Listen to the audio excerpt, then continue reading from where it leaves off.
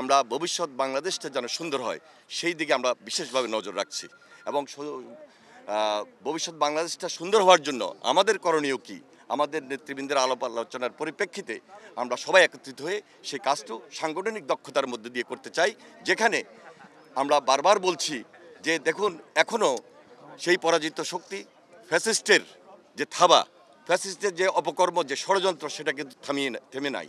কারণ তারা লুটপাট করেছে, তাদের সেই অর্থের টাকা দিয়ে আজকে দেশের বাহিরে দেশের ভিতরে বসে সেই ষড়যন্ত্রে তারা লিপ্ত। সুতরাং আজকে এই মুহূর্তে আমরা একটা স্লোগানকে প্রাধান্য দিচ্ছি, সুদৃঢ় ঐক্যই রুখে দিতে পারে সকল ষড়যন্ত্র। এই বক্তব্যের মধ্য দিয়ে আমাদের মধ্যে নতুন একটা জাগরণ তৈরি হবে, নেতাকর্মীদের মধ্যে নতুন একটা স্পিরিট তৈরি হবে। এই স্পিরিটকে সামনে নিয়ে এই যুব সমাজ, এই তরুণ সমাজ এবং পুরো জাতিকে ঐক্যবদ্ধ করে আমরা সামনে এগিয়ে যেতে চাই জনাব তারেক রহমানের নেতৃত্বে এবং দেশনেত্রী বেগম খালেদা জিয়ার নেতৃত্বে। ধন্যবাদ আপনাদের সবাইকে। দেশ জুড়ে তোলপাড় ওয়ালটন ফ্রিজ কিনে আপনিও হয়ে যেতে পারেন মিলেনিয়ার। আপনারা সবাই জানেন যে বিগত 15-16 বছর ফ্যাসিবাদের দুঃশাসনের কারণে আমরা আমাদের সাংগঠনিক যে কর্মকাণ্ড তা তেমনভাবে আমরা করতে পারি নাই। আমাদের ব্যাপক আন্দোলন ছিল, আমরা এক দফার আন্দোলন করেছি, পদযাত্রা করেছি, সমাবেশ করেছি, মহাসমাবেশ করেছি, গণসমাবেশ করেছি, মানববন্ধন করেছি, অনেক প্রোগ্রাম করেছি। এর মধ্যে আমাদের প্রচুর নেতাকর্মী গুম খুনের শিকার হয়েছে, আমরা অত্যাচারিত হয়েছি, নির্যাতিত হয়েছি।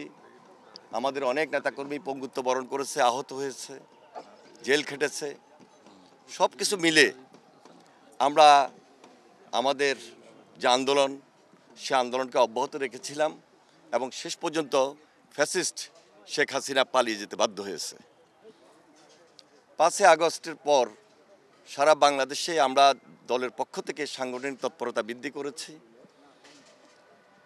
প্রতিটা থানা, পৌরসভা, উপজেলায় আমাদের তৃণমূল পর্যায়ে রাজনৈতিক কর্মকাণ্ড আমরা অব্যাহত রেখেছি। জেলার রাজনৈতিক কর্মকাণ্ডের মধ্যে আমাদের সাংগঠনিক তৎপরতা অব্যাহত রয়েছে, সম্মেলন চলছে। পাশাপাশি এই মুহূর্তে সারা বাংলাদেশে বিএনপির বর্ধিত সভার আমরা আয়োজন করেছি 27 ফেব্রুয়ারি। এই বর্ধিত সভাটি আমাদের কাছে, দলের কাছে যেমনি তৃণমূল পর্যায় থেকে গুরুত্বপূর্ণ, ঠিক একইভাবে জাতির সামনেও গুরুত্বপূর্ণ। আমাদের 4000 নেতৃবৃন্দ 27 তারিখে এই সভায় অংশগ্রহণ করবেন। দলের ভারপ্রাপ্ত চেয়ারম্যান তিনি তার উদ্বোধনী বক্তব্য দিবেন। সেখানে আমাদের নেতাকর্মীদের কাছে একটা মেসেজ থাকবে। গণতন্ত্রের ভিতকে শক্তিশালী করাই আমাদের মূল লক্ষ্য। আর গণতন্ত্রের ভিতকে শক্তিশালী করতে হলে আমাদের নিজস্ব একটা ঐক্য প্রয়োজন, যে ইউনিটের ভিত্তিতে আগামী দিনে আমাদের করণীয় কী, পার্টির পক্ষ থেকে সেই মেসেজ যখন আসবে